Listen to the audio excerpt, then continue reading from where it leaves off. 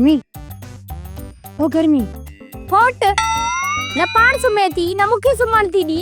हू बि त वीचारा जागंदा हूंदा न। उन्हनि जो त कमु आहे राति जो जागण। छो था जागन, सुम्हण छो नथा? चरी उहे जागन था त तॾहिं असां चोरनि खां बेखौफ थी सुता पिया आहियूं। तू कंहिंजी ॻाल्हि थी करी? मां त कुतनि जी ॻाल्हि थी कयां, तूं कंहिंजी ॻाल्हि थी करी?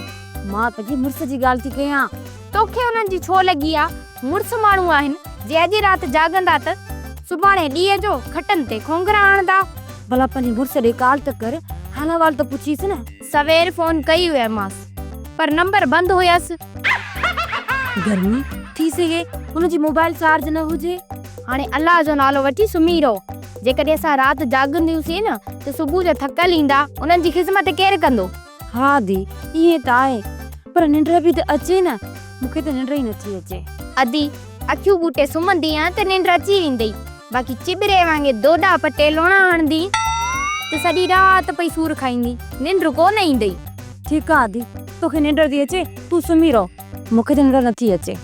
कोशिश कयां थी मतां निंड अची वञे। अदी तुंहिंजी आहे मर्ज़ी, मां त सुम्हां थी।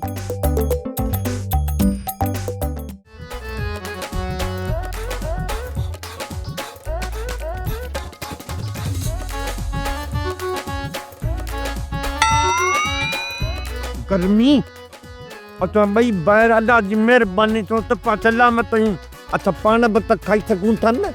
सर्दी तव्हां पंहिंजा सुठा हथ असांजे किने वातन में चोटियूं विझो। तव्हांजी ख़िदमत करणु असांजो फर्ज़ आहे, असांजे अबे ॾाॾे जो कर्ज़ आहे। तव्हांजी मोहबत जो असांखे वठी वियो आहे मर्ज़ ऐं अदार कयो असांखे अर्ज़ त मुड़ुसनि जी ख़िदमत कयो। छा सोट नूरल ऐं बूरल तव्हांखे पारत करे विया आहिनि? हा हा चवनि पिया त मुड़ुसनि जी इज़त कयो। जेकॾहिं न तव्हां बनीअ ते राति गुज़ारण जे करे असां मुड़ुसनि जूं एॾियूं इज़तूं कयो थियूं त पोइ अॼु खां पोइ असांजो ॿियो घर बनी अथव। ॿियो घर बनी ते मतलब?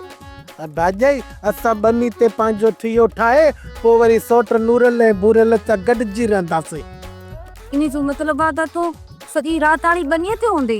हा सर्दी हाणे असां बनी ते वञी दिलि जान सां महिनत कंदासीं। हा अदा नूरल ऐं बूरल खे बि करे ॾेखारींदासीं त असां बि कंहिंखां घटि न आहियूं। ऐं असां भाॼाई भला तव्हां बि बनीअ ते रहंदव छा? असांजो मतिलबु आहे त असां अकेले घर में कीअं रहंदियूंसीं? जेके ॿियूं मायूं रहंदियूं न। ॿियूं कहिड़ियूं मायूं? जिन जा मुड़ुस दुबई सऊदी रहनि था कमाइण जे लाइ, उहे बि त वेचारियूं घर में अकेलियूं रही पयूं हूंदियूं न। न न असां अकेले कोन रहंदियूंसीं।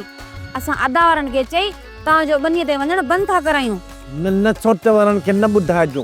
हिकिड़ी राति अधो सुबुह तो रहंदो बनीअ में, मां घर में रहंदुसि। गर्मी सही आहे? हा पोइ ठीकु आहे।